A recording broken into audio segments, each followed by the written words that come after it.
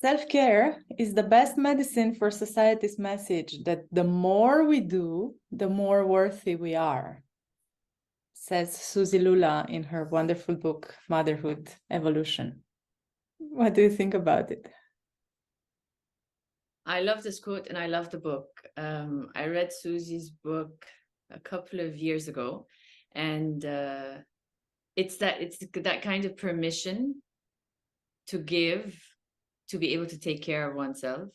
And I feel like growing up, the expectation is that we work hard and we sacrifice and we have to always be doing. And, you know, whether we do it work to achieve and accomplish, or whether we do for our children so that we are meaningful parents, there's that doing element behind it. And then if we're to take care of ourselves, there's a bit of shame in it, or a bit of embarrassment, selfishness. It's taken as it could be selfish, because the idea is to live in this sacrifice victim mentality, which I don't know where it comes from. I don't know, Anca, I don't know how you feel about this, but I really appreciated her book, and I felt like it was a permission to take care of oneself, to then take care of others. Mm-hmm. Exactly, because if we need even more permission, is the fact that our children benefit from it. It's like we are this. It's like this meeting between two nervous systems, and the question is, what nervous system do we want to show up with next to our child, because they can pick up on it so fast. And when we are all over the place and we are tired and we don't feel seen, we don't feel accepted, we don't feel loved, then we will project this onto our children. And it's them who suffer. So yes, I also love this book, and the message is so strong, because society tells us that we need to do for our children and to be there for our children. And what we are saying here is not to put the children aside or not to be careful for their needs. It's that we also need to fulfill our needs and to look at ourselves. I like how you related that to the children, and I think it's very encouraging when we think of it that way. It's like also when we took, I took the conscious parenting coaching, I joined the Institute because if someone had told me take this course, I would have said, I don't have time, I'm taking care of my kids. But once it became something about the kids, well, of course, I'm all in, I need to take care of my kids. But then it brings it back to it's actually an inner journey. And I like to learn things in different ways. That's the way it sinks in. So I'll just share a couple of ways that made self-care really become a very important part of my life. And one of them is not being able to pour from an empty cup. And so imagining a cup, and every time you do something for your children or for someone else, you take out of the cup and you pour from the cup. And then, you go to work, you pour some more, you create something for someone, or you do something, you pour some more. And at some point, if you're not doing anything for yourself, that cup will be empty. And there's nowhere to go. There's nothing to scrape. It's just not possible. And looking at it that way, we need to constantly be filling it in while pouring out, and filling it in while pouring out. And I think when I realized that, it's also why some of, going on a retreat or doing some activities once in a while for a person might not be enough. Because, I had someone I worked with, and she went on a retreat and she came back and she said, I felt great, but a couple of hours later, I was triggered again. And the idea is it needs to be consistent. It's like we breathe all the time. We eat multiple times a day. We shower every day. There's some things that we do consistently in our lives, and self-care is one of them. To give ourselves something in a consistent way to be able to show up to life in a different way. It's not enough to, go on a retreat or go get our nails done every, month or whatever it may be. It needs to be something that's daily. What I also love about Suzi Lula's message is this shift from lack to abundance. And when we talk about self-care, there are so many ways that we can do this. I always say there are 4 essentials. And these essentials would be food, proper food, water, to drink enough water to hydrate ourselves, sleep, because without sleep we don't function well, and walking in nature, preferably, but at least walking outside or being outside. And then there are all the others that we can add to our day or to our week, because I also agree with what you say. It's not enough to do something big once a year or every quarter, but it's the daily things or the weekly things that you do. And this can go in so many areas. It's what you do for your spiritual life, what you do for your health, what you do for your social engagement, if you have friends, if you meet with someone, how you do for your love relationship.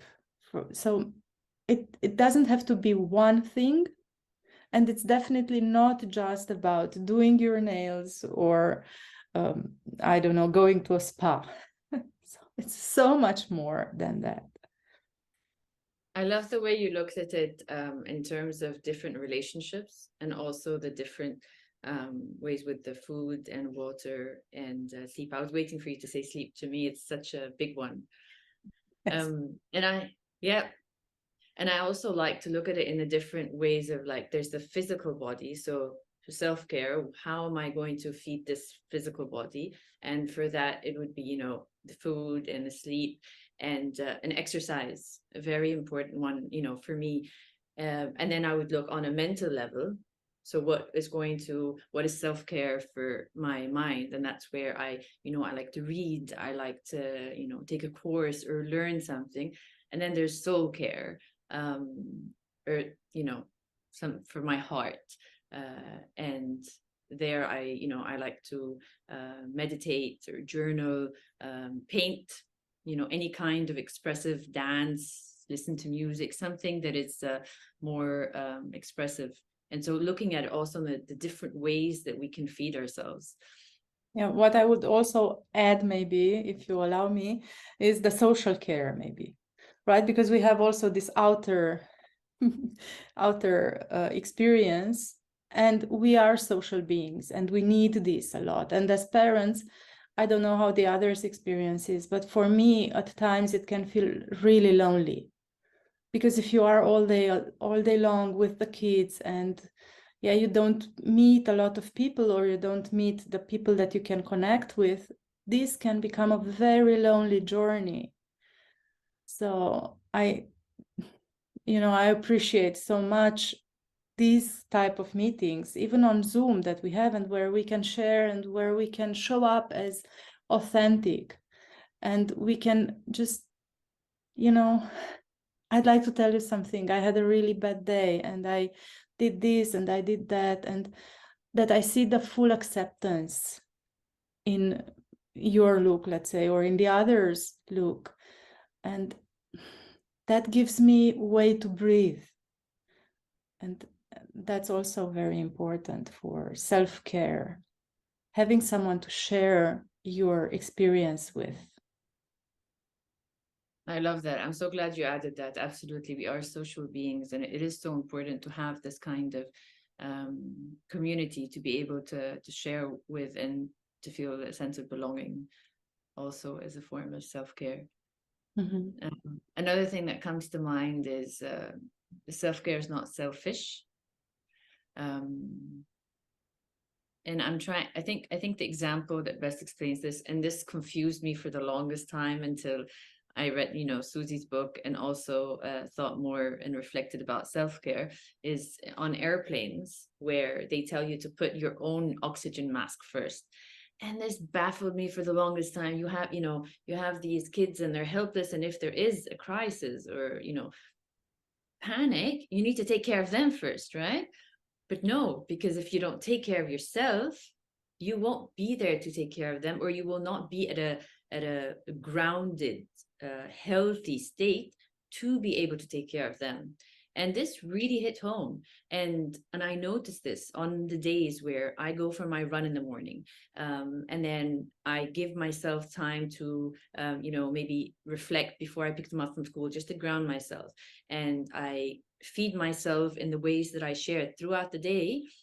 I can show up in a much more positive state and more grounded than on the other days when I'm busy and I'm running around and I haven't really fed myself.